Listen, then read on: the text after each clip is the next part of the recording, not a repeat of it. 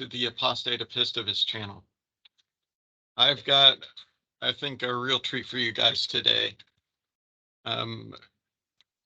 This video that I'm going to review talks about abuse in the atheist community, and I'm really excited about it. This is the YouTube channel Holy Koolaid. The fellow's name there is Thomas Westbrook. He's a real nice guy. I've seen him in person. This video is significant to me, and I'll tell you why. Part of why I created this channel was because I wanted to have better conversations with people, and good conversations are not abusive. So I also think this is significant for me because it's important to call out people from your own in-group.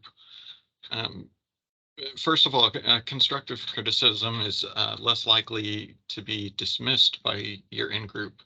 So if an atheist tells an atheist something, they're more likely to accept that than some people group that they don't identify with. It's also an olive branch to people that disagree with what you think. When you call out people from your own group, it shows them that you're trying to be fair, and that you're not just here to spread vitriol and stuff like that.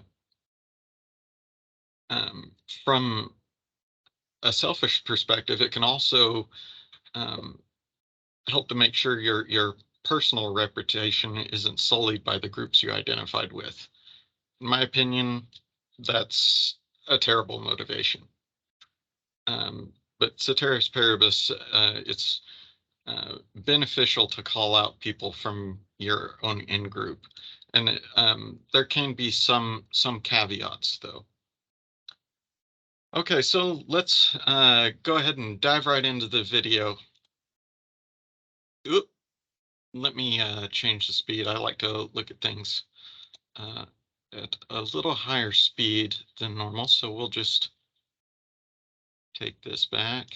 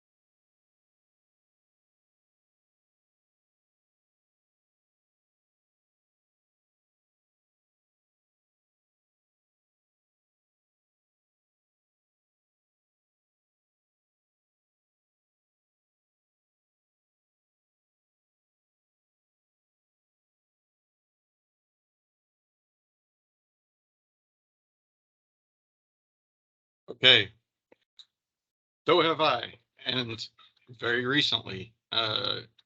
Actually, just yesterday, I was tempted to gray rock because I wanted to understand the difference between found herentism and scientific method. Fortunately, I was able to overcome that and go ahead and ask the question. But the fact that I I question myself on it, it means that either one, I'm completely oversensitive and maybe a little self-absorbed, um, or two, that I've observed some patterns of uh, abuse where it can make it dangerous to ask a question. And so I'm with Thomas on this. I've found myself gray rocking in the atheist community as well.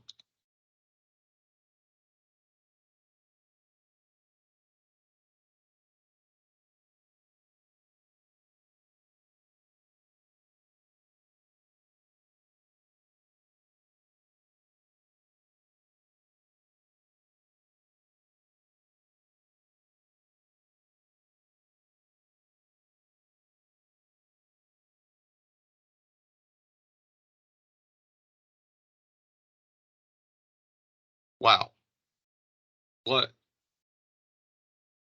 an incredibly frightening prospect. Uh, that taken to the extreme, you can justify any wicked act. I think about, I think, yeah, you can think of some examples too, but I'm thinking about actions of some political groups, regardless of the side, and I'm pretty sure you can come up with a bunch of examples of where people do something because the end justifies the means. Um, where he said that people look the other way, that's also extremely dangerous. I don't know how many of you have seen Boondock Saints, um, but there was a line in that that made a big impact on me, and it was I think it was Montserrat saying that in this world there's evil.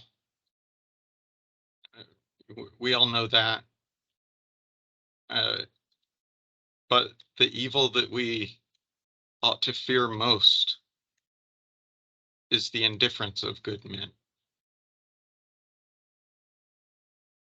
To me, that was why,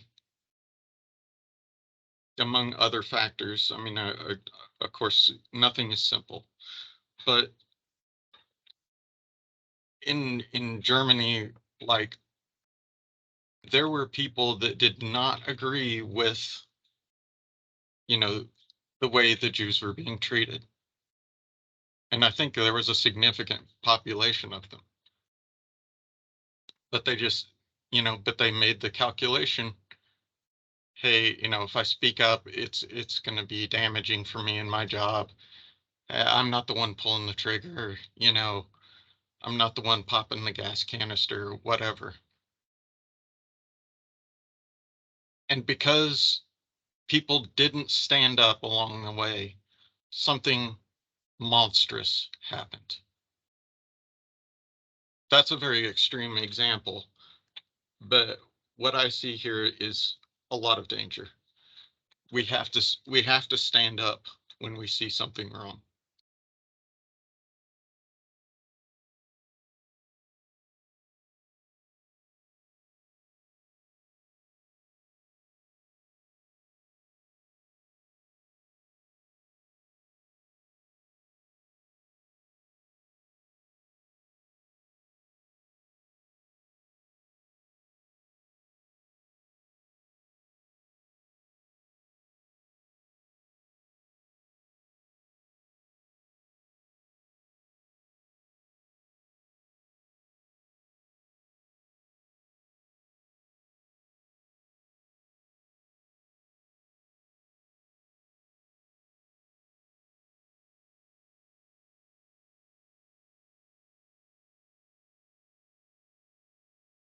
Okay. That's another thing for me. Uh,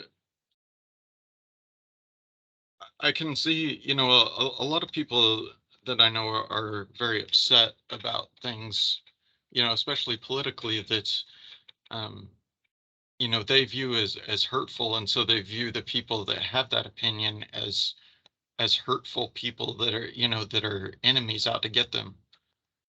And I think there's some things lost in that. My opinion is that life is hard. People are trying to do the best they can with the resources and experiences they have available at the time. Sometimes a lack of information or lack of some other resource will cause very well-intentioned folks to do things that goes against their goals of, prospering people.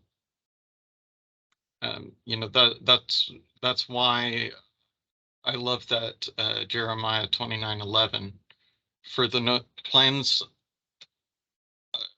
for I know the plans I have for you, says the Lord, plans to prosper you, not to harm you, to bring you hope.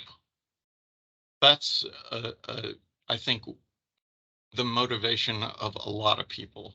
Not all. There are some sociopaths out there, but a, a lot of people. And I'm sure you, the viewer, can think of a time um, you meant to do right and it went completely the other way. I know I sure can. And without getting into it too much, I evaluate actions on two bases: the intended consequence and the actual consequence. And I'll probably get into that in another video more later.